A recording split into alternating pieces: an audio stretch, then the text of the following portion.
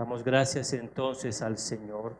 Quiero comenzar esta mañana recordando a nuestro Dios como creador, el que hizo los cielos y la tierra, dice el libro de Génesis, cuando el Señor comenzó toda esta creación con la palabra de su poder. Todo fue excelente, dice el Señor que todo fue bueno. En gran manera creó al hombre, Adán y Eva también, pero el hombre pecó, desobedeció al Señor y cayó en desgracia. Dice el Señor, le dijo a Adán que si comían del fruto que le había mandado que no comiesen, entonces ciertamente morirían.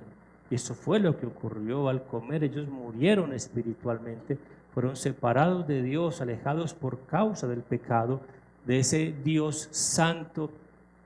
Dice que fueron sacados del Edén a otro lugar, y a partir de ahí el Señor en su misericordia dio una promesa de salvación en Génesis capítulo 3, pero también a partir de ahí comenzó esa decadencia del hombre ya muerto en sus pecados. Comenzaron a crecer y a expandirse por toda la tierra, y de ahí surgieron muchas religiones, muchas creencias. Surgió la idolatría, prácticas paganas, prácticas perversas. Y hasta ahí, desde ahí hasta ahora han surgido miles y miles de religiones, de creencias. Hay un solo Dios verdadero, el que hizo los cielos y la tierra, que estableció una sola adoración a Él, pero el hombre en sus delitos y en sus pecados ha creado cientos y cientos de dioses, de imágenes y de religiones, desviándose así del Señor. Esto se llama sincretismo. De pronto ha escuchado el término, la palabra sincretismo. Sincretismo religioso. Sincretismo religioso es la fusión de dos o más sistemas de creencias, tradiciones y prácticas religiosas para formar un nuevo culto o sistema religioso.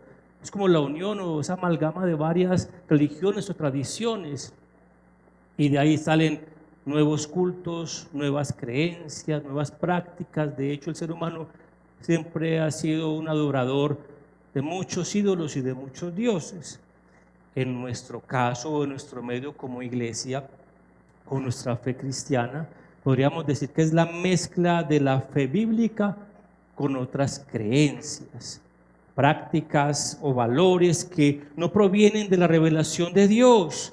No es un rechazo abierto al cristianismo, sino una adición peligrosa. Se mantiene el lenguaje cristiano, pero se altera su contenido. En nombre del Señor Jesús han nacido cientos y cientos de tradiciones y religiones, y las conocemos por montones. Todas dicen ser y creer la verdad, pero no es así. Entonces han surgido bastantes religiones y vivimos en un mundo con mucho sincretismo religioso, con muchas prácticas religiosas, con mucha idolatría. La Biblia muestra que el pueblo de Dios, el Antiguo Testamento también, siempre ha luchado con este pecado. Por ejemplo, en el Antiguo Testamento vemos que el pueblo de Israel quería adorar a Dios, pero también a los Baales. También querían hacer ídolos según los pueblos paganos. O por ejemplo en el desierto, donde Aarón hizo unos ídolos y decía que no eran ajenos a Dios, que esos eran, que es más, dijo, este ya es Dios, este es Jehová, que los llevará nuevamente a otra tierra. Y así de esta manera también en el Nuevo Testamento, por ejemplo el libro de los Gálatas, mezclaron la gracia con las obras de la ley. Es decir que también en la Biblia podemos ver cómo el pueblo de Israel siempre quiso supuestamente seguir a Dios, pero con otras prácticas paganas. De hecho, vemos la caída de Jerusalén con los babilonios, porque el pueblo era un pueblo idólatra, querían seguir supuestamente a Dios y también a otros dioses paganos. Muy común en nuestro contexto latinoamericano, orar a Dios, pero también confiar. Por ejemplo, en horóscopos, en limpias, en amuletos, en energías y toda esta situación que se puede ver. Yo creo en Dios, pero también creo en, no sé, sí, el horóscopo, cosas como esas. Vamos a ver qué es la suerte o cosas como estas. Decir todo es de Dios, incluso prácticas claramente antibíblicas. Sincretismo religioso dentro de la iglesia, por ejemplo, que también se ve bastante dentro de las iglesias. Por ejemplo, ¿qué es sincretismo dentro de la iglesia? Son cultos centrados más en la emoción que en la palabra. Y no adoran a Dios, sino que adoran sus propias emociones. Van no por la adoración, sino a ver de pronto cómo se sienten. Y buscan es más bien los sentires y los sentimientos o las emociones que al Dios verdadero. También podemos ver dentro de las iglesias a Jesús como medio para prosperar, no como Señor soberano. Andan buscando a Dios, a ver de pronto cómo les puede hacer el milagro, cómo les puede prosperar y cómo Dios los va a llenar de abundancia y de bendiciones, pero están buscando al Dios verdadero. Es una desviación del evangelio. También la fe como instrumento para lograr el éxito personal. Entonces tú crees y serás exitoso, serás prosperado, sueña y ganarás el mundo, por ejemplo. Entonces tendrás multitudes y seguirán a ti, vendrán a ti. Eso también es sincretismo religioso dentro de la iglesia. Es una fe no correcta, es una fe puesta en otras cosas y no en el Dios verdadero o en el Dios de la Biblia. Mis hermanos, sincretismo religioso es peligroso.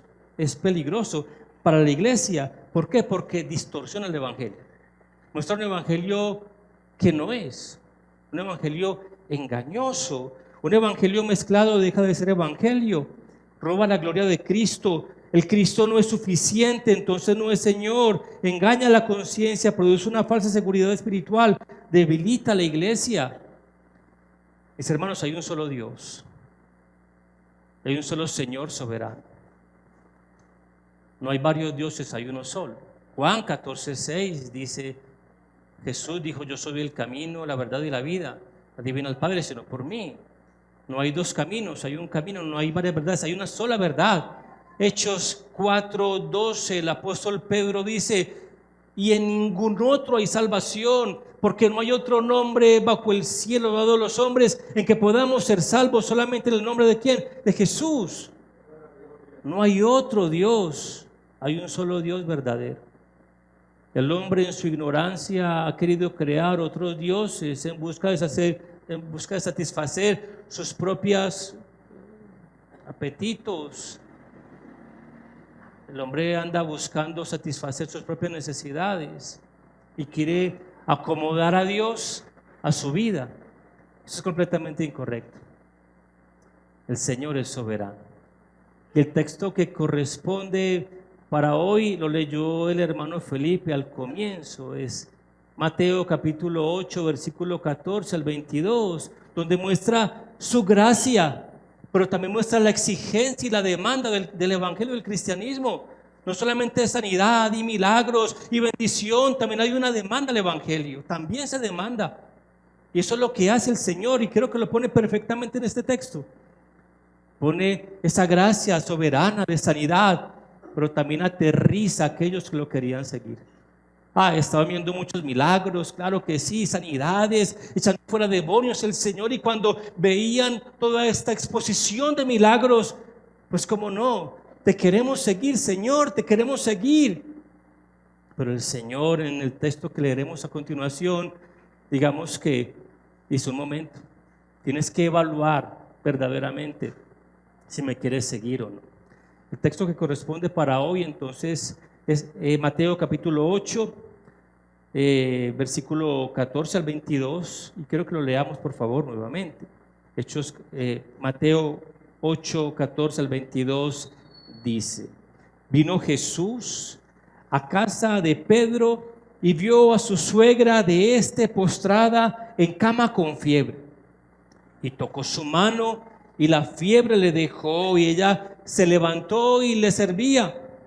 Y cuando llegó la noche, trajeron a él muchos endemoniados, y con la palabra echó fuera a los demonios y sanó a todos los enfermos, para que se cumpliese lo dicho por el profeta Isaías, cuando dijo: Él mismo tomó nuestras enfermedades y llevó nuestras dolencias.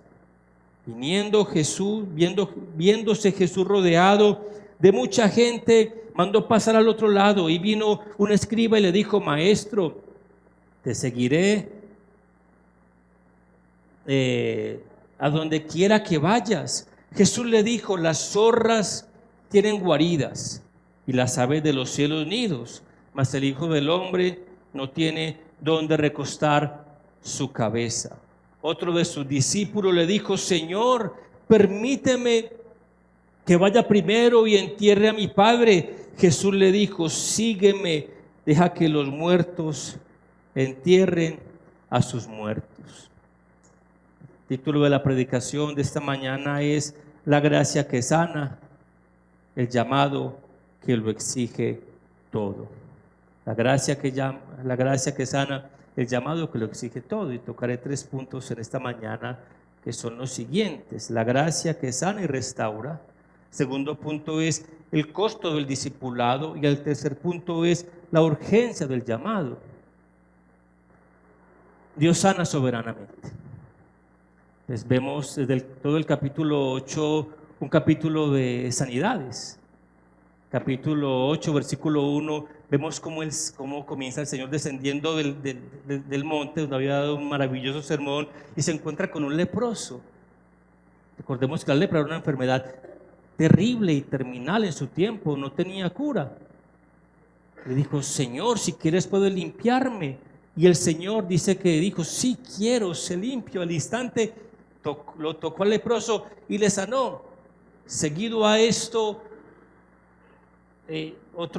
un hombre, un centurión, le dijo al Señor, estaba en Capernaum: Señor, mi siervo está gravemente enfermo, atormentado por una enfermedad. Solamente di la palabra y él sanará. Y el Señor también le sanó. Pero en el texto que corresponde para esta mañana vemos otro milagro maravilloso. Dice que el Señor ya estaba en casa de Pedro y que la suegra de estaba enferma. El Señor no hizo un milagro público, general, no fue una petición, no estaba en un lugar de culto para sanar, no, estaba en la casa de este hombre. Y vemos aquí también la gracia soberana, cómo el Señor obra y actúa maravillosamente. No merecía la sanidad, pero Dios le otorgó la sanidad. William Barclay, un buen historiador, dice que en Israel habían varios tipos de fiebres, algunas más severas que otras. Tal parece que en el tiempo o el contexto de este pasaje, el Señor, cuando fue a casa de Pedro, dice que posiblemente esta mujer, la suegra de Pedro, tenía una fiebre de la enfermedad llamada malaria, decía él. Era una especie de malaria, era quizás muy fuerte en su tiempo, y que estas fiebres eran bastante peligrosas, que posiblemente llevaban a la demencia y hasta la muerte. Entonces el Señor va donde esta mujer y se encuentra que en casa hay una persona enferma. Y bueno, dice el texto que el Señor la sana, y que al instante esta mujer se levantó y le servía. No que entonces el Señor hizo un milagro para que ella le sirviera, no. Dice que de su corazón, pues no dice así, pero no da a entender que ella simplemente se levantó y se puso a servirle. No es que la gracia demande o la sanación demande que tenga que entonces hacer algo porque es un favor que deben de pagar. No, es que nace del corazón también. Cuando el Señor obra primeramente en nuestro corazón, ya lo que sigue de ahí en adelante es el servicio. La persona que es tocada por el Señor, lo que sigue a continuación es servir, y lo hace con amor. En el caso de esta mujer, lo que hizo fue un milagro y al instante le servía. Pero lo que ven a continuación es algo glorioso, como el versículo 16 dice: y cuando llegó la noche trajeron a él muchos endemoniados, y con la palabra echó fuera los demonios y sanó a todos los enfermos. Podríamos decir que eso es lo que todos queremos. Un toque del Señor para recibir sanidad. Y claro, Él es soberano. Él obra y hace como Él quiere. Y en ese momento sanó a todos los enfermos y echó a todos los endemoniados. Pienso yo que quizás se regó la noticia al Señor y todos aprovecharon a llevar enfermos y personas endemoniadas y toda clase de enfermedades, y todos fueron sanados. Pero lo que escribe aquí el evangelista Mateo es el cumplimiento de la profecía del Señor. ¿Cómo se cumplió la profecía?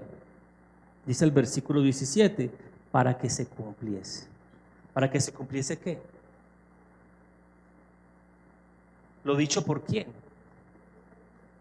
Podemos ver que no se salió del marco bíblico la venida de nuestro Señor. De hecho, dice que fueron más de 300 profecías anunciadas en el Antiguo Testamento y que todas tuvieron cumplimiento en nuestro Señor Jesucristo. Versículo 17 dice, para que se cumpliese lo dicho por el profeta Isaías cuando dijo, Él mismo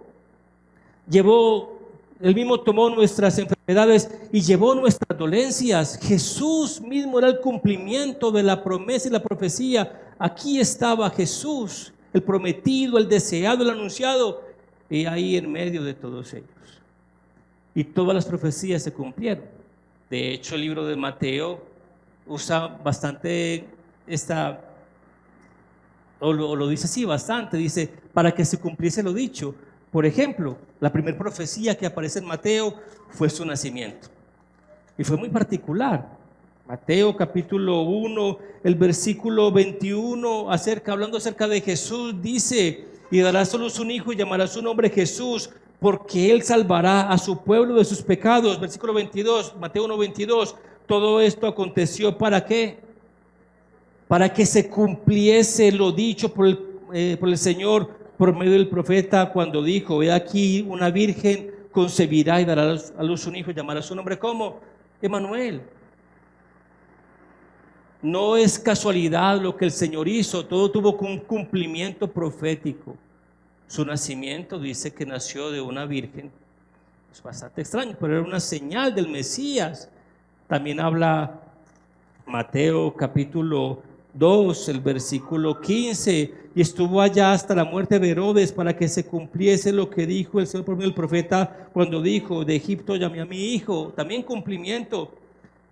2:23, y vino y habitó en la ciudad que se llama Nazaret para que se cumpliese lo que fue dicho por los profetas, que habría de llamarse Nazareno. Capítulo 4, versículo 14, para que se cumpliese lo dicho por el profeta Isaías cuando dijo, tierra de Zebulón y de Neftalí, camino del mar al otro lado del Jordán, Galilea de los gentiles, el pueblo asentado en tinieblas vio gran luz, y los asentados en región de sombra de muerte, luz le resplandeció. Jesús fue el cumplimiento profético y anunciado que se cumplió a cabalidad. Jesús el Señor.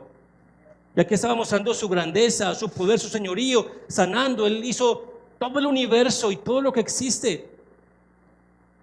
Y ahí estaba siendo Señor. No solamente de las enfermedades. Más adelante podemos ver en el mismo capítulo 8, el versículo 23 al 27, cómo el Señor calma una tempestad y le dice al mar, calla y enmudece, y el mar le obedece. Después Mateo capítulo 8, el versículo 28 al 34, vemos cómo echa fuera, llama aquí los endemoniados, llamados los endemoniados de la región de Gadara. Él es el Señor. Sanó a un leproso cuando lo tocó, siendo que no se podía tocar por ser leproso por la ley de Moisés.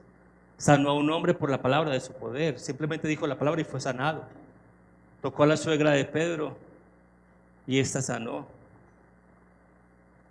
Le dijo a la tempestad y al mar y a la lluvia, calla, y lo obedeció.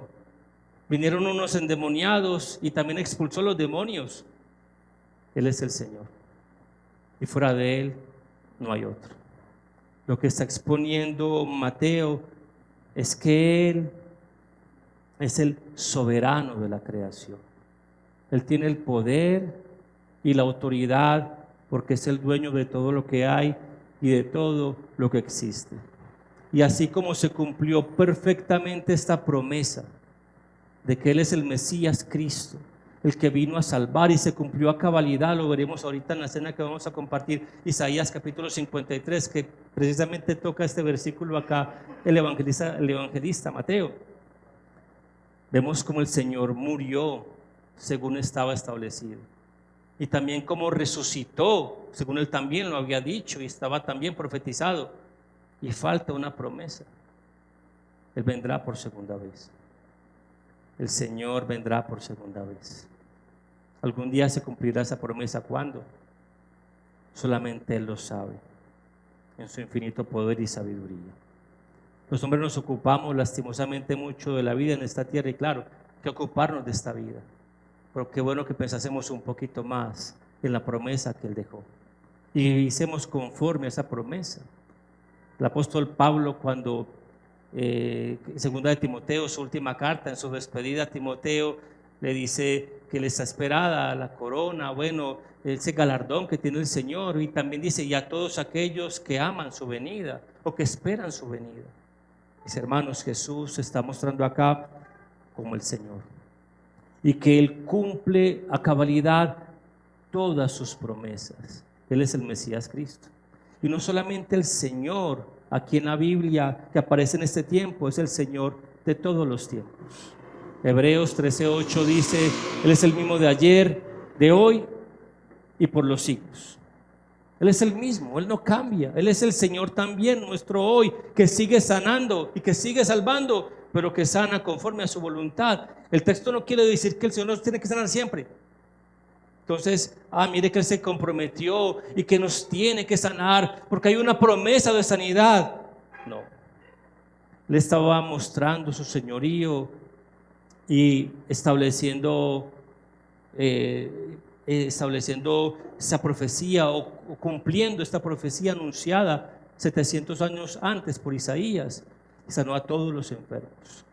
Así que el Señor estaba mostrándose aquí como el cumplimiento perfecto y profético de la promesa en Isaías, lo cual es maravilloso. Así que Él es Señor y soberano. Y como dije al principio, que había muchas tradiciones, religiones y mucho sincretismo, pues mis hermanos, eso es producto de la misma imaginación del hombre, o de su propia arrogancia o ignorancia, o de pronto de su propia avaricia. Él es el Señor. Mis hermanos, Él es digno de toda exaltación, de toda alabanza y de toda adoración, nuestro Señor. El segundo punto que trataré en esta mañana es el versículo 18, que es el costo del discipulado. 18 al 20 dice: viéndose Jesús rodeado de mucha gente, mandó pasar al otro lado. Y vino un escriba y le dijo: Maestro, te seguiré a donde quiera que vayas. Jesús le dijo: las zorras tienen guaridas y las aves de los cielos nidos, mas el Hijo del Hombre no tiene dónde recostar su cabeza. Pasamos entonces esa obra maravillosa de milagros y de sanidades como un contraste, como íbamos nomás de bien con milagros, pero aquí pasa una exigencia, y esto es el costo del discipulado. Dice: viéndose rodeado Jesús de mucha gente, mandó pasar al otro lado, y dice que vino ¿quién? Un escriba, y le dijo: Maestro, te seguiré a donde quiera que vayas. ¿Qué tal esa promesa que le hizo? Te seguiré a donde quiera que vayas. Cuando uno mira, ¿será que sabría lo que estaba pidiendo? A donde quiera que vayas, haré como Pedro: Señor, así todos te negaren, yo nunca te negaré. A donde quiera que vayas. Sería que iría con Él hasta la muerte, sería capaz de llegar hasta allá. Y lo que dice es que era un escriba, que no era cualquier persona en su tiempo. El evangelio también cuesta, mis hermanos. El costo del discipulado o el costo del evangelio. El mismo Señor lo anunció y lo dijo: todo aquel que quiera venir en pos de mí, niéguese a sí mismo, tome su cruz y siga. En Lucas, quiero que por favor vayamos a Lucas rápidamente, el capítulo 15, versículo 27. Lucas 15, 27.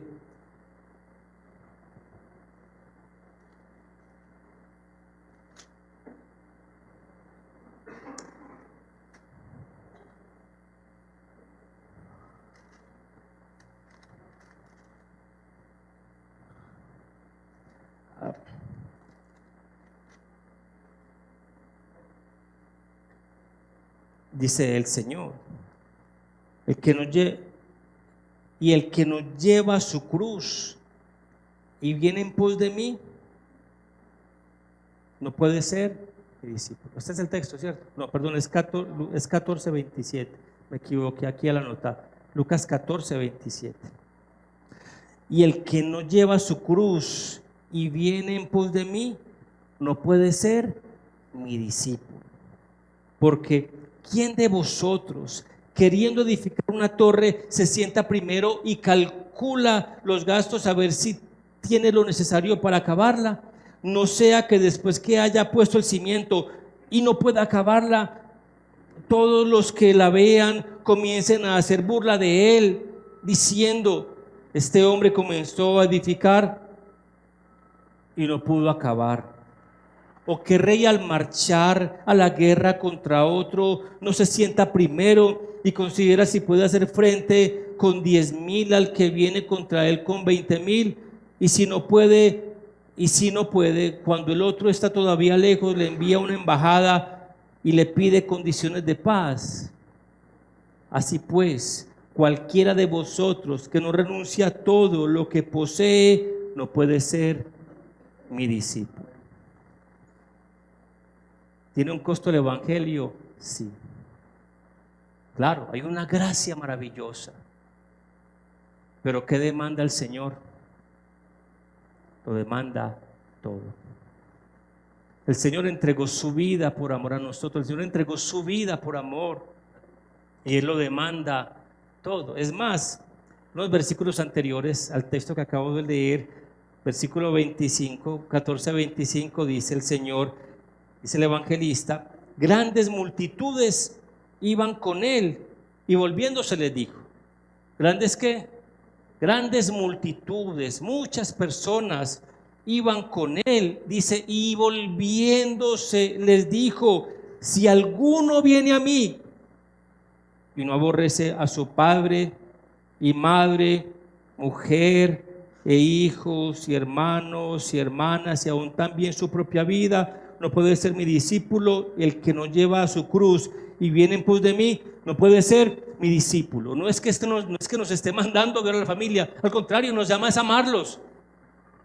Pero el punto está en que Él demanda todo de nosotros. Y viendo las multitudes, se volteó y les dijo esta palabra. Así que, mi hermano, hay un costo también del discipulado. ¿Y qué exige el Señor del hombre? Pues como dije hace un momento, mi hermano, lo exige todo. El evangelio no es un evangelio barato, no es una mezcla de religiones paganas.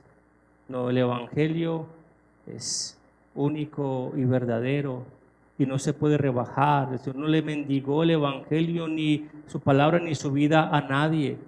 Y cuando llamaba, hizo un llamado a las multitudes y no les acarició su conciencia.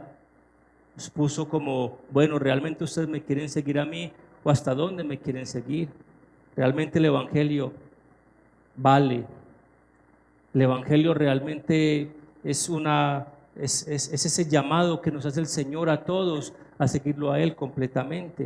En el caso de Mateo capítulo 8, aquí vemos, mi hermano, a un escriba. Le dijo: maestro, te seguiré donde quiera que vayas.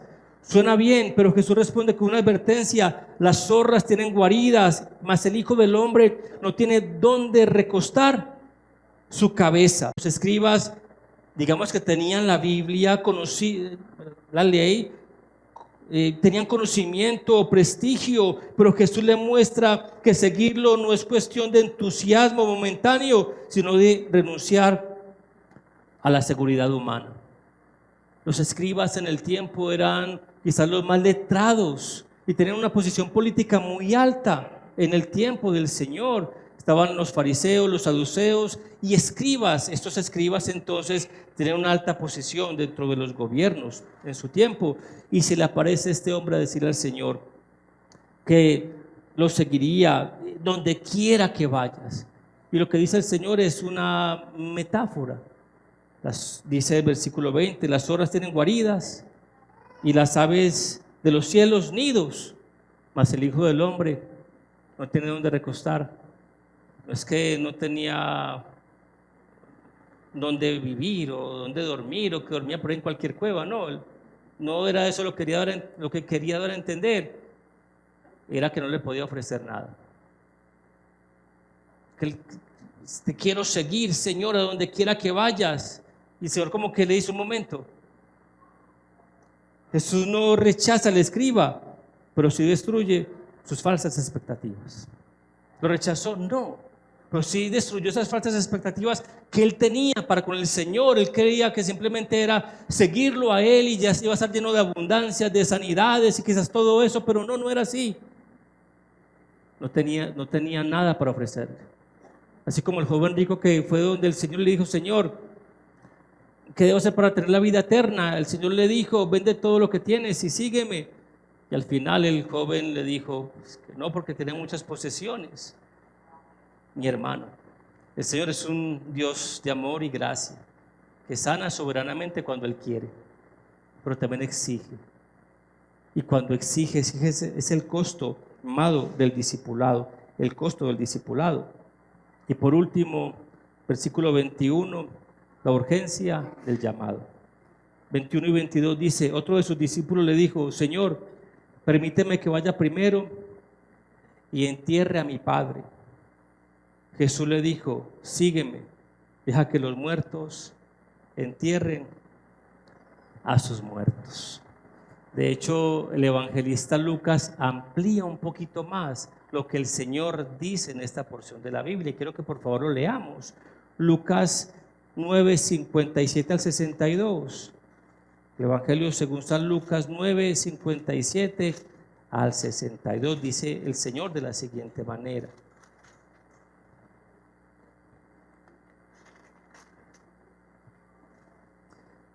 yendo ellos, uno le dijo al Señor, dijo en el camino: Señor, te seguiré donde quiera que vayas. Y le dijo Jesús: las zorras tienen guaridas y las aves de los cielos nidos, mas el Hijo del Hombre no tiene donde recostar la cabeza. Y dijo a otro: sígueme. Y él le dijo: Señor, déjame que primero vaya y entierre a mi padre. Jesús le dijo: deja que los muertos entierren a sus muertos, y tú ve y anuncia el evangelio de Dios. En este texto vemos cómo el Señor, siendo un evangelio sinóptico, amplía un poco más. El versículo 61 y 62 dice: entonces también dijo otro: te seguiré, Señor, pero déjame que me despida primero de los que están en mi casa. Jesús le dijo: ninguno que poniendo su mano en el arado mira hacia atrás es apto para el reino de Dios. Realmente el discipulado, el llamado, mi amado hermano, es urgente. No es para antier, es para hoy. ¿Lo demanda todo? Claro que sí, pero es ya. Y no es que el Señor esté separando familias o esté diciendo: no vaya y atienda a su padre en su necesidad. No, está dando a entender que lo primero es el evangelio, y es urgente, y el evangelio es ya. El evangelio es hoy. ¿Quieres seguir al Señor? No es mañana, es hoy. ¿Quieres agradarle a Él? Pues no es mañana, es ya. Como muchos pueden pensar: no, yo más adelante, cuando me sienta ya la necesidad, voy a seguir al Señor, o me voy a congregar, o voy a aceptar. No es mañana, es hoy. La decisión tiene que ser hoy, es ya, porque es urgente. La urgencia de seguir a Cristo. ¿Quieres seguir al Señor? No esperes nada de Él, porque si lo sigues a Él y eres llamado por Él, Él te da lo más importante, es la salvación de tu alma. Y si eso no es lo más importante, entonces nada va a ser suficiente ni importante. Si alguien viene al Señor con intenciones equivocadas, pues saldrá equivocado en su fe. Si alguien viene buscando al Señor solamente por dinero, por salud, por sanidad, para que le vaya bien, entonces no es el lugar. Si el Señor llama a una persona y alguien con un corazón sincero viene hacia Él, es porque lo va a hacer de Él su Señor y Salvador. Aunque entendemos que la salvación es por soberana gracia, Él otorga la salvación, pero muchos vienen con intenciones equivocadas y no es así. El Evangelio también cuesta. El Evangelio no es una religión barata, ¿cierto? No es una religión, bueno, el Evangelio no es una vida, no es un llamado del Señor barato. No es que se pueda mezclar o cambiar. No es que se pueda estar como entre que sí, que no. Cuando Él salva, el Señor salva completamente. Y también el Evangelio es digno de toda honra y de todo respeto, y de toda la intención, y de todo el amor, y de todo el deseo. Todo aquel que leímos ahorita no deja padre, hermanos, hermanas, por causa de mí, no es digno de mí. No nos está invitando a que dejemos la familia, al contrario, amemos la familia, pero sigámoslo a Él, independiente de la familia quiera seguir o realmente no lo quiera seguir. El Señor no la puso fácil a sus discípulos, no siempre la puso fácil. Y el Evangelio es uno, es veraz y también es radical. Hay un camino, hay una verdad, hay una vida, y este es Jesús. Y el Evangelio es lo más hermoso y lo más preciado que un ser humano pueda tener. Si lo tenemos a Él, pues lo tenemos todo. Si está Cristo, estoy completo en Cristo. Si Él es mi Señor, pues también Él es mi todo. No hay Dios fuera de Él. Y cuando Él llama a una persona, lo llama completamente a Él, porque lo salva, porque lo rescata, porque lo sana, porque lo libera, porque lo pasa de muerte a vida. Dios hace una obra completa en un corazón. Dios cuando cambia una persona completamente, no la hace perfecta ya, pero sí la perfecciona por su Espíritu Santo. Sí hace de esta persona esa nueva criatura, esa nueva creación, lo cambia radicalmente, lo cambia una vez y para siempre. Ese nunca será el mismo, nunca lo será. Será una nueva criatura, una nueva creación para el Señor. Cuando Él llama sin reservas. Cuando Él se entrega, el Señor se entregó todo por completo, lo dio todo por nosotros. Pero también cuando nos llama completamente para seguir y servirlo a Él. Y nos llama a nosotros solos, nos salva solos. Si el Señor nos otorga la familia para Cristo, es un regalo del Señor para nosotros. Si el Señor otorga que mi esposa camine juntamente en el Señor, es un regalo de Él. O los hijos, es un regalo del Señor, porque Él cuando salva al individuo como tal. Y si está en su misericordia salvar también la familia, también lo hace. Está dentro de su infinita misericordia. Mis hermanos, el Evangelio es lo más glorioso y lo más sagrado, digno de toda admiración y respeto, y también digno de hacer respetar, Muchos blasfeman al Señor, y también la iglesia tiene que levantar una voz de protesta, y tengo que decirlo esta semana. Lastimosamente el presidente de este país dio una blasfemia terrible contra el Señor, lo cual no se debe hacer. O sea, no. También hay un respeto, así como tenemos que respetamos las autoridades, las respetamos. El Señor es el que pone su autoridad, pero también tenemos que hacer un llamado. Yo creo que unirnos todos a hacer un llamado. No se puede irrespetar al Señor y blasfemar de Él de cualquier manera. Dice la Biblia que Él no pecó de ninguna manera. Él es el Señor, Él es nuestro Señor, Él es nuestro Salvador. No es para que anden jugando y paseando su lengua a hacer con Él lo que quieran. No es así. Él es Jesús, el Señor. el creador de todas las cosas, el que le dice al viento calla y enmudece y le obedece, el que le habla a un endemoniado y es sanado, el que le dice a un enfermo sana y es sanado, el que dice al que tiene vida se la da y cuando quiere la quita. Él es el Señor soberano, Él es soberano y eterno, digno de todo respeto el Señor. Así que yo me uno a la voz de protesta de muchas personas, de muchos pastores y de muchos líderes, que no está bien lo que se hace. No, el Señor es digno de respeto y de honra.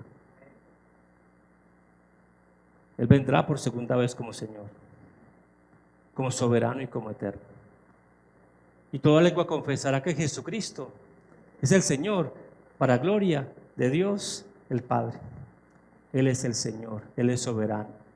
Él es el cumplimiento de todas las profecías. Isaías 53, como lo vimos hace un momento en Mateo capítulo 8, versículo 17, para que se cumpliese lo dicho por el profeta Isaías. Así que, mi amado hermano, el Señor, vemos su gracia, pero también vemos cómo hace un llamado, y un llamado completo verdaderamente a los creyentes. Y el llamado que Él hace no es un llamado exigente o no es un llamado que nos obligue, no, es un llamado que Él obra en nuestro corazón para seguirlo a Él voluntariamente.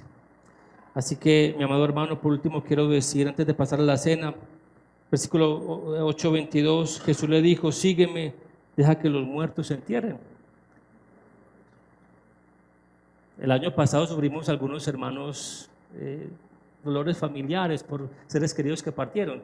Obviamente estuvimos con ellos, pero aquí seguimos. Y en medio del dolor estamos en la congregación, porque entendemos que lo primero es el Señor. Así que, mi hermano, si es hoy, no sé si en este lugar alguna persona no ha nacido nuevo, no es creyente, no es de Él, o se siente que verdaderamente está lejos de Él, o que todavía sigue muerta en delitos y en pecados, el llamado es: no vengas a un hombre, ven a Cristo. ¿Cómo se viene a Cristo? Arrepentimiento y fe. Arrepiéntete de tus pecados, de tus maldades. Una mente terrible, arrepiéntete de tus pecados. Confiesas tu maldad delante de Él, arrepiéntete y ven a Él en fe. Solamente en Cristo hay salvación, solamente en Cristo hay vida eterna. Solamente en Él y no en otro. Amén. Vamos a orar y a compartir la cena del Señor. Dios, te damos muchas gracias por esta preciosa mañana. Hemos venido ante ti una vez más en oración, en adoración, en cánticos, en exaltación a nuestro Señor, en lectura de tu palabra, amado Dios. Queremos agradecerte por este tiempo, por este momento maravilloso que nos has permitido estar y compartir juntos como hermanos en la predicación.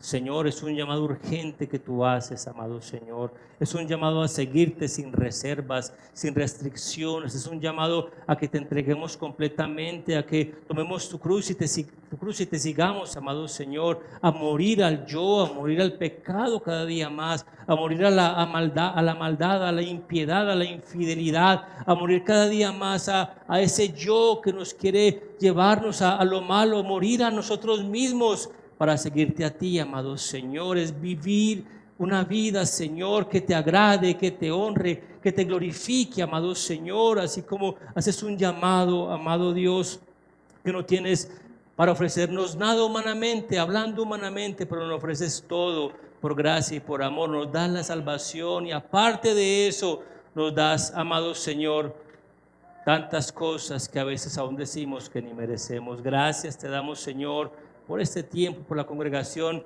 y por tu palabra, por tu amor, porque vemos tu misericordia y tu fidelidad cada día, amado Señor. Así que esta mañana te adoramos, te exaltamos y te glorificamos y hemos orado en nombre de Cristo nuestro Señor. Amén.